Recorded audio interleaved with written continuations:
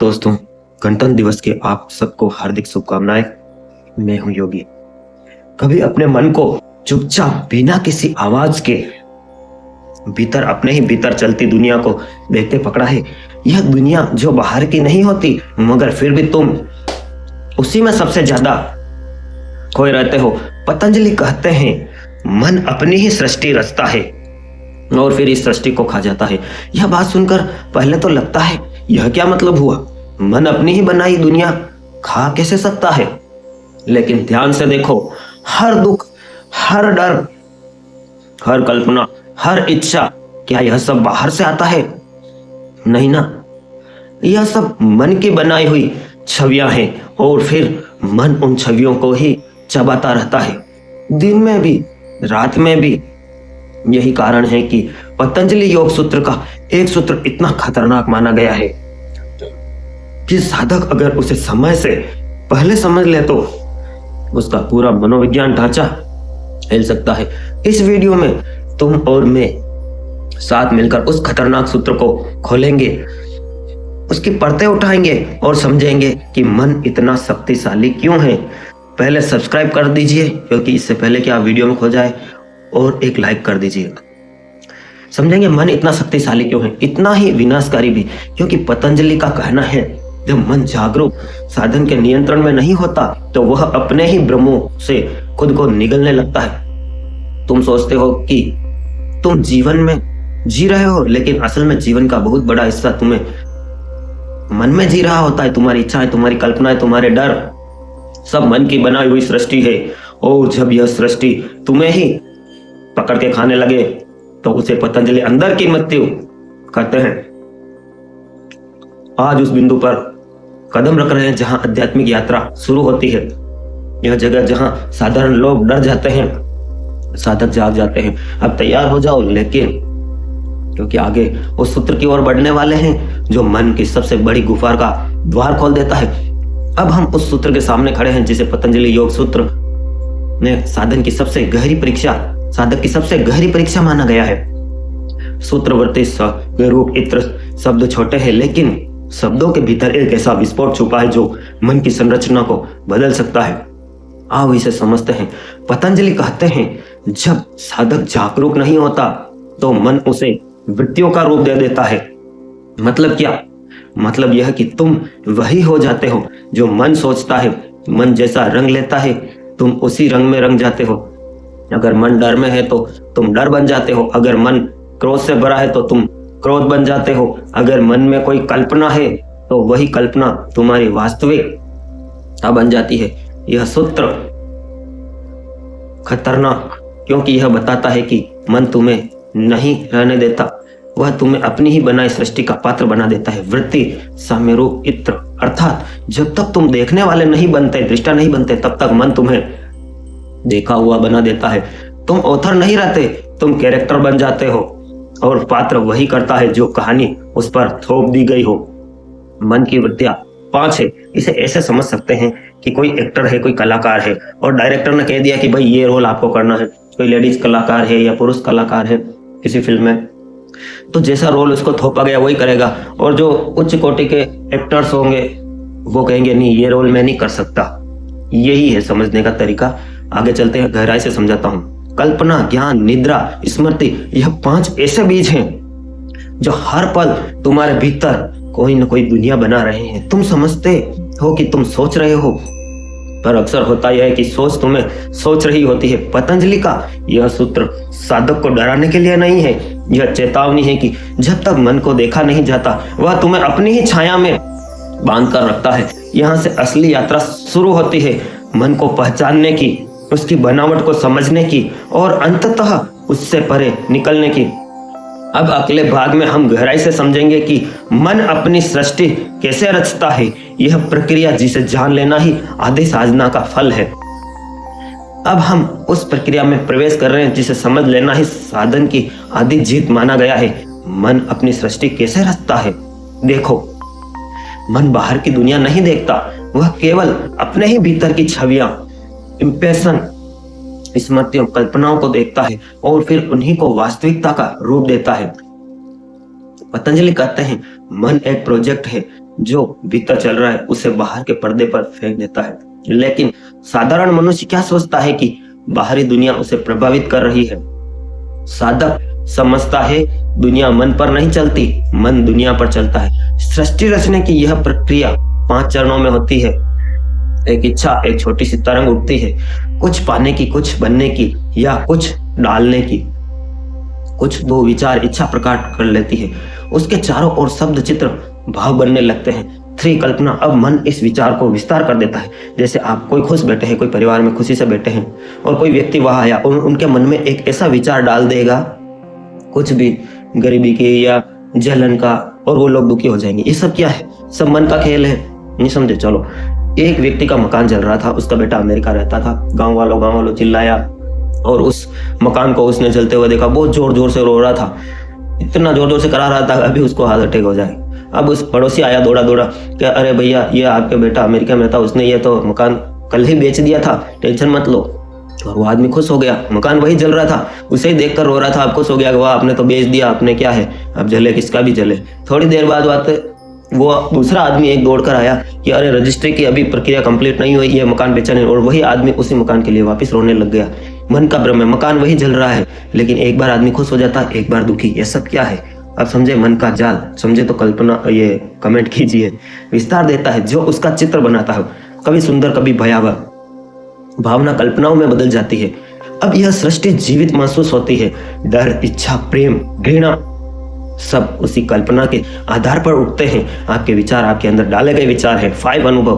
5वां, अब मन यह सब बाहर प्रोजेक्ट करता है तो भीतर बन चुका था। और तुम सोचते हो कि दुनिया मेरे साथ ऐसा कर रही है, पर पतंजलि मुस्कुराते हैं, दुनिया तो वही कर रही है जो मन उसे करने दे रहा है। मन की यही रचना फिर बार बार दोहराई जाती है और हर रिपीटेशन के साथ वह और मजबूत होता है। इतना मजबूत कि एक समय बाद तुम अपने ही बनाए जाल में फंस जाते हो। जब तक तुम समझ चुके होते हो कि मन अपनी सृष्टि कैसे रचता है। लेकिन अब आते हैं उस हिस्से पर जहां पतंजलि का चेतावनी स्वर और तेज हो जाता है।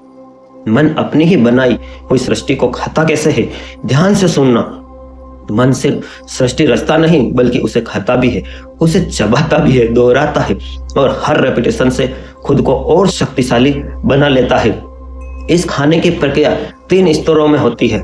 एंड थॉट लूप्स, विचारों का चक्र। जब तक एक विचार बार बार उठता है तो मन उसे चबाता रहता है, खासकर नकारात्मक विचार, जैसे गाय जुगाली करती है, भैंस जुगाली करती है। डर, चिंता, शक, असुरक्षा, यह मन को सबसे अधिक भोजन देते हैं।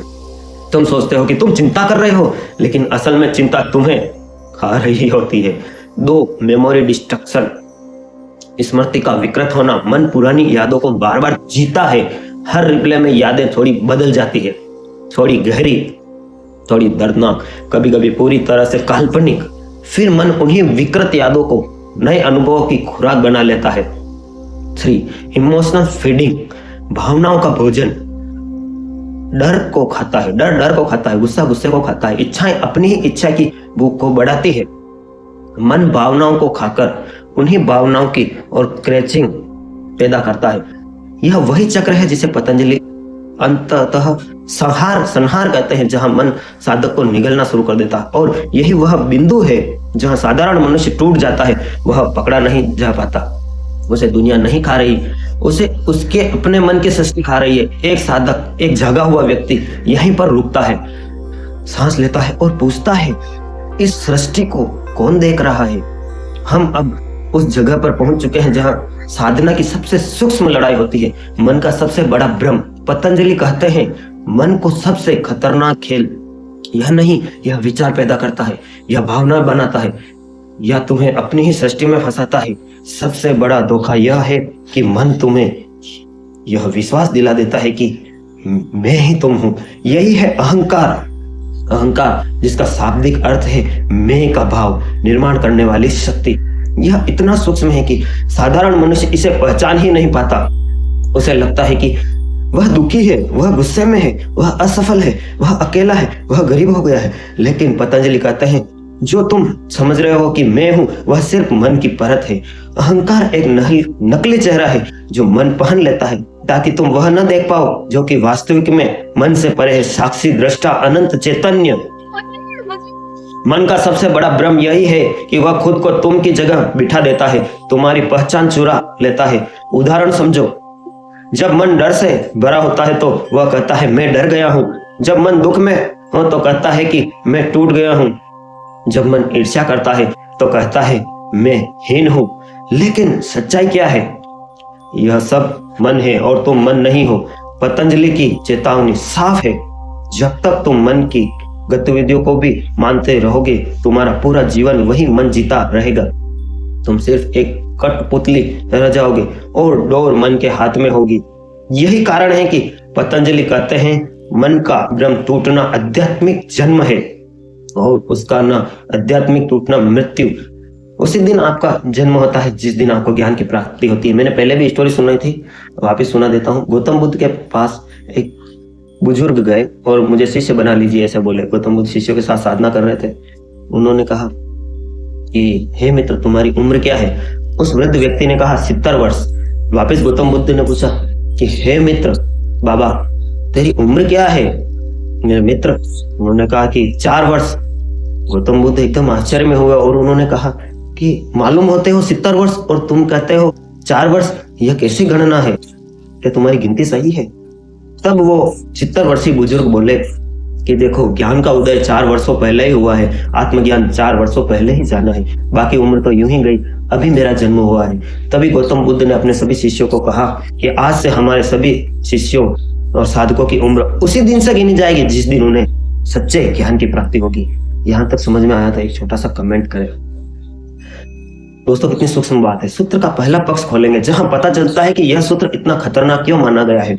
अब हम उस बिंदु पर आ चुके हैं जहां वह समझ में आता है कि पतंजलि ने इस सूत्र को साधक की परीक्षा क्यों कहा है, क्यों इसे इतना खतरनाक माना गया है। देखो, सामान्य स्थिति में मन तुम्हें चलाता है, वह सोचता है और तुम मान लेते हो कि वही तुम हो।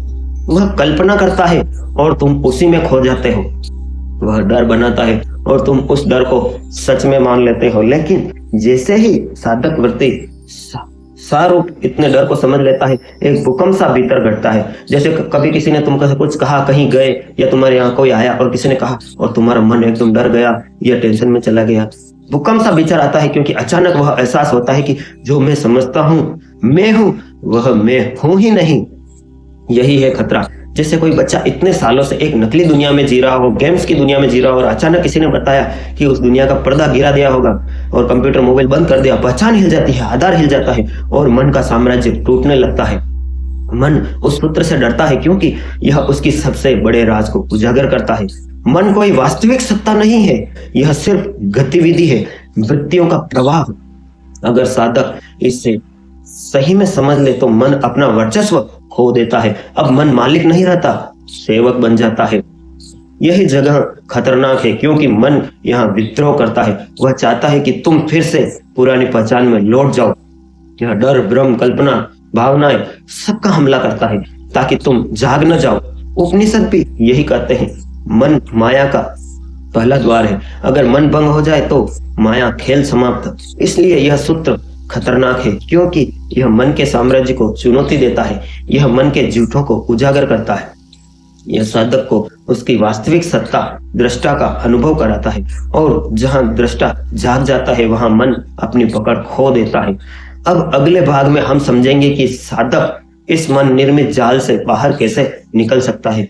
अब हम उस हिस्से पर पहुंच चुके हैं जहां ज्ञान को अनुभव में उतारना शुरू होता है। यहाँ पतंजलि सिर्फ चेतावनी नहीं देते, वे रास्ता भी बताते हैं कैसे मन को उसकी ही बनाई सृष्टि को तुम्हें खाने से रोका जाए। मन का खेल गहरा है लेकिन उसका समाधान कठिन नहीं है, उतना कठिन नहीं जितना आपको लगता है। बस लगातार सजग अभ्यास कीजिए कि मैं दृष्टा हूँ। एक अभ्यास पतंजलि कहते हैं, अभ्यास वह है जो तुम्हें स्थिर कर दे। मतलब क्या? हर दिन, हर क्षण कम से कम कुछ पल अपने भीतर देखने का अभ्यास करें। विचार उठे, बस उसे देखो, दबाना नहीं, उसे देखो। भावना उठी, बस साक्षी बनो कि हाँ, जैसे मैं सोच रहा हूँ योगी सोच रहा है। मन का सजग उपस्थिति से धीरे धीरे उसकी गति कम होने लगती है। तो वैराग्य, वैराग्य का मतलब है त्याग नहीं है, वैराग्य का मतलब है पकड़ ढीली करना। मन जब कोई नई कहानी रचता है, नई इच्छा पैदा करता है तो उसे कहिए, बस मन महाराज अब आप रुक जाइए, मुझे आगे बढ़ना है। नया डर बनाता है, तुम उससे थोड़ी दूर बना लेते हो दूरी। तुम कहते हो हाँ हूँ, मैं देख रहा हूँ, यह तुम हो, मैं नहीं। यही दूरी मन की शक्ति को तोड़ देती है। जैसे आपकी छोटी सी अंगुली कटी, आपको दर्द हुआ और आप कहते हैं ये दर्द मुझे नहीं, इस शरीर को हो रहा है, मैं तो देख रहा हूँ। 3 साक्षी भाव, यह साधना का हृदय है। साक्षी बनो, देखने वाले बनो और मन को सिर्फ अपनी गतिविधियों में लगे रहने दो। जब तुम देखते हो मन पिघलने लगता है, उसकी वृत्तियां कमजोर हो जाती है। 4 श्वास की एंकरिंग, मन जब ज्यादा उतल पुतल करता है, बस अपनी सांस पर लौटाओ। सांस भीतर जाए तो देखो, सांस बाहर आए तो देखो। बाहर जाती हुई सांस कि मेरी सभी बुराइयां, मेरे सभी डर टेंशन बाहर जा रहे हैं। सांस भीतर आए कि हाँ, मैं ब्रह्मांड की ऊर्जा ग्रहण कर रहा हूँ। बस इतना सोचिए। कहीं भी भीड़ में हो, अकेले हो या सबके साथ हो, सोते हुए हो, जागते हो, तो मेरी सभी बुराइयां सांसों के साथ बाहर निकल रही है और आती हुई सांसों के साथ ब्रह्मांड मुझे ऊर्जा, एनर्जी दे रहा है। मन चाहे जितना भागे, श्वास उसे वापस खींच लाती है। इन चारों का सार यह है, मन के मुकाबले मत जाओ, उसे देखो और यह शांत होने लगता है। अब अगले हिस्से में वास्तविक जीवन का उदाहरण दूंगा। क्वांटम फिजिक्स आपने सुना है, जो स्प्लिट टेस्ट का एक्सपेरिमेंट किया गया, जो वेव एक प्लेट से दूसरी प्लेट पर गिराई जाती है। अभी एक्सपेरिमेंट चल रहे हैं अमेरिका, जापान, चीन में। तो वह जो उसको देखने वाले से वो जो वेव है, ऑब्जर्वेशन बदल लेती है। कितना सत्य है यह, आप गूगल कीजिए और फिर कमेंट कीजिए। वास्तविक जीवन का उदाहरण दूंगा जहां मन अपनी ही सृष्टि बनाता है और फिर उसे खाकर हमें दुख देता है। यह सब उसी तरह है जैसे बच्चे टीचर या फैमिली खेलते हैं। छोटे छोटे बच्चे आपने देखा, और वो उसी स्टोरी में खो जाते हैं। अब हम इस ज्ञान को वास्तविक जीवन में उतरते हुए देखेंगे, क्योंकि मन का खेल सिर्फ शास्त्रों में नहीं चलता, यह हर इंसान के रोजमर्रा जीवन में भी चल रहा होता है। लेकिन अधिकतर लोग इसे पहचान नहीं पाते। एक ओवर थिंकिंग, विचारों का दलदल। मान लो किसी ने तुम्हारे बारे में कोई छोटी सी बात कह दी, शायद उसका कोई मतलब नहीं था, लेकिन मन उस पर कहानी बनाना शुरू कर देता है। और अब क्या होगा, अब ये ऐसा होगा, वह मुझसे जलता है, शायद मैं कमजोर हूँ, शायद मैं गरीब हो जाऊंगा, शायद वो कुछ कर लेगा, शायद लोग मुझे पसंद नहीं करेंगे। एक छोटी सी बात एक विशाल दुख की सृष्टि बन जाती है, और जिसने कहा है उसको कोई मतलब ही नहीं, वो कहकर भूल गया। सृष्टि बन जाती है और मन उसे बार बार चबाता है जब तक कि तुम थक नहीं जाते। असल दुनिया में कुछ हुआ ही नहीं, मन ने बनाया भ्रम और मन ने खुद ही खा लिया। टू फियर प्रोजेक्शन, भविष्य का डर। भविष्य में क्या होगा, नौकरी लगेगी कि नहीं लगेगी, बिजनेस चलेगा नहीं, मन को नहीं पता, लेकिन वह अंदाजे लगाने लगता है। हर अंदाजा डर की एक नई छवि बनकर आता है। तुम सोचते हो तुम भविष्य से डर रहे हो, पर सच्चाई यह है कि तुम अपने मन की कल्पनाओं से डर रहे हो। वह भविष्य कभी आया ही नहीं, न आएगा, वर्तमान ही आता है। लेकिन मन उस कल्पना भविष्य को इतना दोहराता है कि वह वर्तमान को निगल जाता है। तुम कहते हो मैं कल खुश रहूंगा, कल वापस आज बनकर आएगा, फिर तुम कहोगे कल खुश रहूंगा, ऐसे तो कल कभी आएगा ही नहीं। मित्रों, 3 डिजायर साइकिल, इच्छाओं का जन्म और मृत्यु। मन एक इच्छा पैदा करता है। फोन चाहिए, पैसा चाहिए, दौलत चाहिए, रिश्ता चाहिए, मान चाहिए, सम्मान चाहिए। इच्छा को कल्पना का आकार मिलता है, कल्पना भावनाओं में बदलती है, फिर मन उसी इच्छा को खाने लगता है, और जब वह पूरी नहीं होती तो दुख पैदा करता है। दुख का यही आज से पहले किसी ने आपको ये कारण नहीं बताया होगा, ये यूट्यूब पे एकदम और मेरे इतने सालों की रिसर्च का नतीजा है। कल्पना भावनाओं में बदलती है, फिर मन उसी इच्छा को खाने लगता है, और जब वह पूरी नहीं होती तो दुख पैदा करता है। दुख फिर नई इच्छा बनाता है। इसी चक्र में मन पूरी जिंदगी खाता है, बताता है, तोड़ता है, फिर खाता है। इन उदाहरणों को समझकर तुम देख पाओगे कि मन की दुनिया कितनी अलग है, और वही दुनिया तुम्हारे अनुभवों को चला रही है। हम इस पूरी यात्रा के सबसे गहरे बिंदु पर आ चुके हैं। चलो उदाहरण से समझ जाता हूं। कोई फर्जी बाबा है, आप जा रहे हो, आपके दादाजी भी जाते थे, उनके दादाजी, उनके पिताजी सब जाते थे। अब आप जाते हो, अरे यार आपके तो कोई ये बोलना बाकी है या ये बाकी है, फिर आप जाते हो और हर साल नई नई ये कर लो, वो कर लो, और दुख कभी मिटता ही नहीं। फिर उन्हीं बाबा जी के पास आपके बेटे भी जाएंगे, आपके पोते भी जाएंगे, यह चक्र कभी मिटता ही नहीं। आप एक समस्या सुलझाओगे, दूसरी पैदा हो जाएगी। यह क्यों होता है, समझो इसको बारीकी से। साधक को एक ऐसा अनुभव होता है जो उसके जीवन का पूरा ढांचा बदल देता है। यहाँ पतंजलि का सूत्र एक वाक्य नहीं रहता, एक अनुभव बन जाता है, चक्र। साधक पहली बार देखता है कि वह मन नहीं है, मन उसके भीतर उठ रहा है, एक प्रवाह है, एक तरंग है, एक प्रक्रिया है, और जो उस प्रक्रिया को देख रहा है वह उसकी पूरी तरह अलग है। यही क्षण मुक्ति का पहला झरोखा है। मन कहता है मैं दुखी हूं, दृष्टा कहता है दुख मन में है, मुझ में नहीं। मन कहता है मैं विफल हूं। दृष्टा कहता है विफलता एक घटना है, मैं घटना नहीं हूं। मन कहता है मुझे डर लग रहा है। दृष्टा मुस्कुराकर देखता है डर मन की प्रतिक्रिया है, मैं प्रतिक्रिया नहीं हूं। इस बोध का अर्थ है मन बंधन है, मन मुक्ति है, मन ही सृष्टि है, मन ही संहार है, और तुम वह चैतन्य हो जो इन सब का साक्षी है, जो कभी बदलता नहीं, कभी टूटता नहीं, कभी डरता नहीं। यही कारण है कि पतंजलि का यह सूत्र साधना का टर्निंग पॉइंट माना गया है, क्योंकि यहाँ योगी बताते हैं साधक पहली बार देखता है वह मन के गुलाम नहीं, वह मन का मालिक हो जाता है, इंद्रियों का मालिक हो जाता है। जब वह अनुभव स्थिर होने लगता है, मन की सृष्टि कमजोर पड़ने लगती है, वृत्तियां अपना प्रभाव खोने लगती है, और मन धीरे धीरे एक शांत पारदर्शी उपयोगी उपकरण बन जाती है, जैसे एक दर्पण जो दुनिया को दिखाए लेकिन स्वयं को ना दिखाए। तो अब उस बिंदु पर पहुंच गए हैं हम जहां यह पूरी यात्रा एक गहरे सत्य पर आकर ठहरती है, एक ऐसा सत्य जो तुमने हमेशा जाना था। एक बार वीडियो को पॉज करके लाइक कर दीजिए फेसबुक, इंस्टाग्राम, व्हाट्सएप ग्रुप में, और शेयर कर दीजिए अपने उन मित्रों को जो पूरे दिन दुखी रहते हैं। ऐसा सत्य तुम्हें जाना था, कभी महसूस नहीं किया। पतंजलि का खतरनाक सूत्र अब खतरनाक नहीं लगता, अब वह एक मार्ग जैसा महसूस होता है, एक प्रकाश की रेखा जो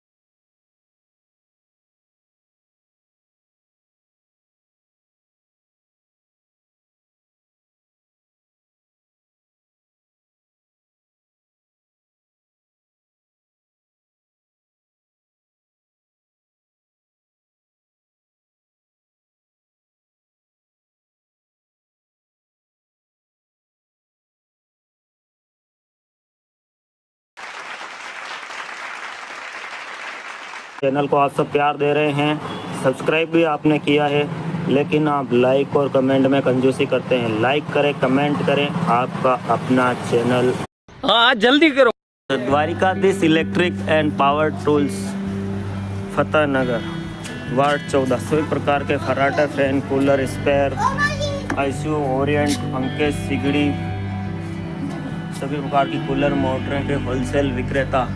power tools, spare parts, fridge, AC parts, bulb, tubelight एवं सब तरह के मिक्सर होलसेल रेट पर। Dwarkadhish electric and power tools, Changedi road, Fateh Nagar आपकी अपनी शॉप